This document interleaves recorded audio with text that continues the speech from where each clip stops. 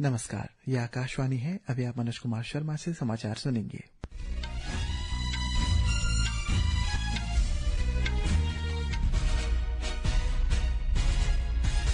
पहले मुख्य समाचार। दक्षिण अफ्रीका के जोहान्सबर्ग में G20 नेताओं का शिखर सम्मेलन शुरू। प्रधानमंत्री नरेंद्र मोदी दुनिया के विशेष मुद्दों पर भारत के विचार रखेंगे। राष्ट्रपति द्रौपदी मुर्मू ने देश के विकास के लिए लोगों से कौशल और शक्ति का इस्तेमाल करने की अपील की। उद्योग जगत के विभिन्न प्रतिनिधियों ने श्रम संहिताओं को सराहा, कहा ये संहिताएं अर्थव्यवस्था के लिए आवश्यक। दिल्ली पुलिस ने पाकिस्तानी खुफिया एजेंसी ISI द्वारा संचालित हथियारों की तस्करी करने वाले अंतर्राष्ट्रीय गिरोह का पर्दाफाश किया। 4 संदिग्ध गिरफ्तार। अरुणाचल प्रदेश के राज्यपाल ने आज राजभवन ईटानगर में PM गतिशक्ति के कार्यान्वयन और उपयोग की समीक्षा की। अरुणाचल प्रदेश के दाव को ज्योग्राफिकल इंडिकेशन GI टैग प्राप्त हुआ और गुवाहाटी में भारत के साथ दक्षिण अफ्रीका के दूसरे क्रिकेट टेस्ट मैच के पहले दिन पहली पारी में 6 विकेट पर 247 रन बनाए हैं। अब समाचार विस्तार से। प्रधानमंत्री नरेंद्र मोदी आज से दक्षिण अफ्रीका के जोहान्सबर्ग में शुरू हो रहे G20 नेताओं के शिखर सम्मेलन में भाग लेंगे। सम्मेलन का विषय है एकजुटता, समानता और स्थिरता। दक्षिण अफ्रीका के राष्ट्रपति सिरिल रामाफोसा ने श्री मोदी का स्वागत किया।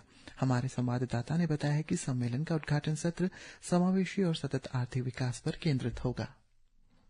दक्षिण अफ्रीका ने इस वर्ष G20 की अपनी अध्यक्षता में कई प्राथमिकताओं पर ध्यान केंद्रित किया है। इनमें आपदा प्रतिरोधक क्षमता को मजबूत करना, कम आय वाले देशों के लिए ऋण स्थिरता सुनिश्चित करना, न्याय संगत ऊर्जा परिवर्तन के लिए वित्त जुटाना तथा समावेशी और सतत विकास को बढ़ावा देने के लिए महत्वपूर्ण खनिजों का दोहन शामिल है। प्रधानमंत्री नरेंद्र मोदी के समावेशी, महत्वाकांक्षी और निर्णायक दृष्टिकोण से प्रेरित भारत की G20 अध्यक्षता को वैश्विक चुनौतियों से निपटने के लिए एक आदर्श के रूप में देखा गया। जोहान्सबर्ग से असुनियो की रिपोर्ट के साथ समाचार कक्ष से। राष्ट्रपति द्रौपदी मुर्मू ने कहा है कि सरकार लोगों के जीवन को बेहतर बनाने के लिए कई कदम उठा रही है। उन्होंने कहा है कि राष्ट्र के विकास के लिए लोगों के कौशल और क्षमताओं का उपयोग किया जाना चाहिए। राष्ट्रपति ने आज आंध्र प्रदेश के पुत्तपर्ती में प्रशांति निलयम में श्री सत्य साई बाबा की शताब्दी के उपलक्ष्य में एक विशेष सत्र को संबोधित किया। उन्होंने साई कुलवंत हॉल में श्री सत्य साई बाबा को श्रद्धांजलि अर्पित की। राष्ट्रपति मुर्मू ने कहा है कि आध्यात्मिक संगठनों, गैर सरकारी संगठनों, निजी क्षेत्र और नागरिकों के सामूहिक प्रयास से 2047 तक भारत विकसित बन सकता है। राष्ट्र सर्वोपरि की भावना के अनुसार राष्ट्र निर्माण सभी संस्थाओं का कर्तव्य है। सत्य साई बाबा इस दिशा में अपना कदम आगे बढ़ा रहे हैं। भारत सरकार ऐसे अनेक कदम उठा रही है जिससे देशवासियों का जीवन सुगम और सरल हो तथा वे अपनी प्रतिभा और क्षमता का उपयोग देश के विकास में कर सके। भारत सरकार के इन प्रयासों में सभी संस्थाओं और नागरिकों को योगदान देना चाहिए। दिल्ली पुलिस ने पाकिस्तानी खुफिया एजेंसी ISI से जुड़े अंतर्राष्ट्रीय हथियार तस्करों के एक गिरोह का भांडाफोड़ किया है। इस सिलसिले में 4 संदिग्धों को गिरफ्तार भी किया गया है। दिल्ली पुलिस की अपराध शाखा ने एक अभियान में 10 अत्याधुनिक पिस्तौलें बरामद की, जिनमें 5 तुर्की निर्मित और 3 चीन निर्मित हैं। संयुक्त पुलिस आयुक्त सुरेंद्र कुमार ने आज नई दिल्ली में बताया है कि गिरोह अत्याधुनिक विदेशी पिस्तौलों की तस्करी के लिए पाकिस्तान से ड्रोन का इस्तेमाल करता था। संयुक्त पुलिस आयुक्त ने बताया है कि मामले की जांच अभी जारी है।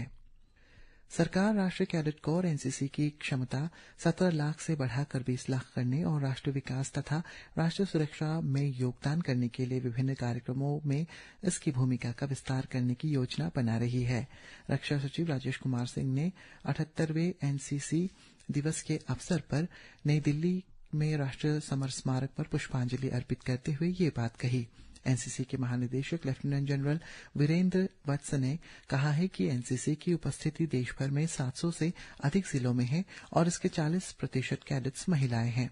उन्होंने कैडेट्स के प्रशिक्षण को बेहतर बनाने के लिए साइबर जागरूकता और ड्रोन रोधी उपयोगों सहित आधुनिक तकनीक के महत्व पर बल दिया। भारतीय मजदूर संघ ने 4 नई श्रम संहिताओं को लागू करने का स्वागत किया है। मजदूर संघ के राष्ट्रीय सचिव गिरीश आर्य ने कहा है कि ये आजादी के बाद से श्रमिकों के पक्ष में किया गया सबसे बड़ा सुधार है। उन्होंने कहा है कि इससे श्रमिक सशक्त होंगे और अनुपालन आसान होगा। भारतीय ट्रेड यूनियन के राष्ट्रीय मोर्चा के अध्यक्ष डॉक्टर दीपक जायसवाल ने कहा है कि लगभग 50 करोड़ लोग असंगठित क्षेत्र के कार्यरत हैं और नई श्रम संहिताओं के लागू होने से अब उनका न्यूनतम वेतन पूरी तरह सुनिश्चित हो सकेगा। उन्होंने कहा है कि महिलाओं के लिए समान कार्य के लिए समान वेतन का भी प्रावधान है। व्यक्तिगत स्वास्थ्य और सुरक्षा से जुड़े पुराने कानूनों को कोई आधुनिक प्रावधानों के साथ अपडेट किया गया है। जो हमारी मांगे 100 साल में भी नहीं हो पाई और विश्व स्तर के जो मापदंड होने थे, वो उसके लिए ये नींव का पत्थर का काम करेगा। मैं और कंसर्न के 14 श्रमिक संगठनों की ओर से मैं NFI2 का राष्ट्रीय अध्यक्ष माननीय नरेंद्र मोदी जी और मनसुख मंडाविया को, श्रमिकों को और उनके परिवार की ओर से बहुत बहुत साधुवाद देता हूं कि उन्होंने ये ऐतिहासिक कदम उठाया है जिससे आधी से अधिक जनता लाभान्वित। अरुणाचल प्रदेश के राज्यपाल lieutenant general retired KT Patnaik ने आज राजभवन ईटानगर में राज्य में पीएम गति शक्ति के कार्यान्वयन और उपयोग की समीक्षा की। राज्य के मुख्य सचिव मनीष कुमार गुप्ता, कमिश्नर प्लानिंग और दूसरे अधिकारियों ने इसके एप्लीकेशन पर एक प्रेजेंटेशन प्रस्तुत किए। राज्यपाल ने इस बात पर जोर दिया है कि राज्य के हर डिपार्टमेंट को डेवलपमेंट प्रोजेक्ट्स की प्लानिंग और उन्हें पूरा करते समय पीएम गति शक्ति रिपोर्ट ट्रेजरी का पूरा इस्तेमाल करना चाहिए। उन्होंने कहा है कि प्लेटफॉर्म अपने इंटीग्रेटेड डेटा के साथ राज्य की स्मार्ट प्लानिंग करने, देरी से बचने और सभी स्केटर्स में बेहतर कोऑर्डिनेशन पक्का करने में सक्षम होता है।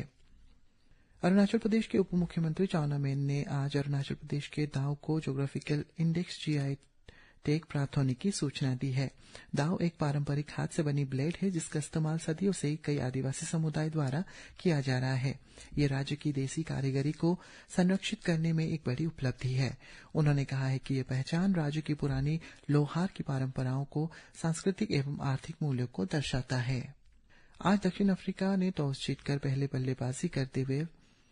बल्लेबाजी का फैसला किया और पहले टेस्ट मैच में दक्षिण अफ्रीका ने पहले पारी में 6 विकेट पर 247 रन बनाए हैं।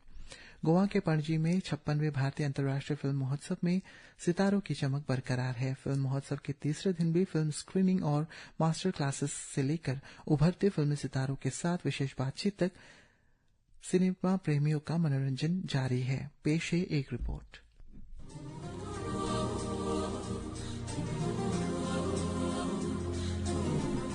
एक विशेष मास्टर क्लास में प्रसिद्ध फिल्मकार विदु विनोद चोपड़ा ने जीवन, सिनेमा और कहानी की कला के बारे में बातचीत की। श्री चोपड़ा ने 1942 अ लव स्टोरी के 8K रेस्टोरेशन से लेकर अपनी पहली राष्ट्रीय पुरस्कार के किस्से साझा किए, खासकर तब जब वह युवा थे और आर्थिक दुर्दशा से गुजर रहे थे। प्रसिद्ध कलाकार अनुपम खेर इफ्फी में अपनी फिल्म तन्वी द ग्रेट के जरिए अभिनेता की कुर्सी के बजाय निर्देशक की कुर्सी में दिखे। मीडिया से बातचीत में उन्होंने कहा कि यह फिल्म कभी हार ना मानो के मंत्र से प्रेरित है, जिसने उनकी जिंदगी को एक अहम आकार दिया है। मैं अपनी नीस को, जिसका नाम तन्वी है, मैं बहुत सालों से जानता हूँ। मैंने ऐसी खुश मिजाज लड़की देखी नहीं है और उससे पहले मैंने 1 साल दिलखुश स्पेशल स्कूल में पढ़ाया। मुझे पता था कि मैं एक्टिंग करवा लूंगा। वेनिस फिल्म महोत्सव में गोल्डन लायन विजेता फादर मदर सिस्टर ब्रदर तथा इटालियन फिल्म मॉस्किटोज से लेकर तेलुगु क्लासिक मलीश्वरी जैसी पसंदीदा फिल्में भी दिखाई गई, जिन्होंने दर्शकों का ध्यान बांधे रखा। आज करीब पूरे दिन 50 प्रशंसित और अपेक्षित फिल्में दिखाई जा रही है। निखिल और सायरा के साथ आदर्श, आकाशवाणी समाचार। पाकिस्तान में 27वें संविधान संशोधन और रावलपिंडी की अदियाला जेल के बाहर पाकिस्तान तहरीक-ए-इंसाफ के संस्थापक इमरान खान की बहनों के साथ कथित दुर्व्यवहार के मुद्दे पर कई स्थानों पर विरोध प्रदर्शन हुए। पाकिस्तान तहरीक-ए-इंसाफ और तहरीक तहफूज आई पाकिस्तान के खैबर पख्तूनख्वा, पंजाब और कराची में प्रदर्शन किए हैं। मीडिया की खबरों के अनुसार कराची पुलिस ने प्रदर्शन स्थल में पहुंचने से रोकने के लिए कई लोगों को हिरासत में ले लिया है। और अंत में मुख्य समाचार एक बार फिर। दक्षिण अफ्रीका के जोहान्सबर्ग में G20 नेताओं का शिखर सम्मेलन शुरू। प्रधानमंत्री नरेंद्र मोदी दुनिया के विशेष मुद्दों पर भारत के विचार रखेंगे। राष्ट्रपति द्रौपदी मुर्मू ने देश के विकास के लिए लोगों के कौशल और शक्ति का इस्तेमाल करने की अपील की। उद्योग जगत के विभिन्न प्रतिनिधियों ने श्रम संहिताओं का सराहा। दिल्ली पुलिस ने पाकिस्तान खुफिया एजेंसी ISI द्वारा संचालित हथियारों की तस्करी करने वाले अंतर्राष्ट्रीय गिरोह का पर्दाफाश किया। इसी के साथ ये समाचार बुलेटिन समाप्त हुआ। नमस्कार।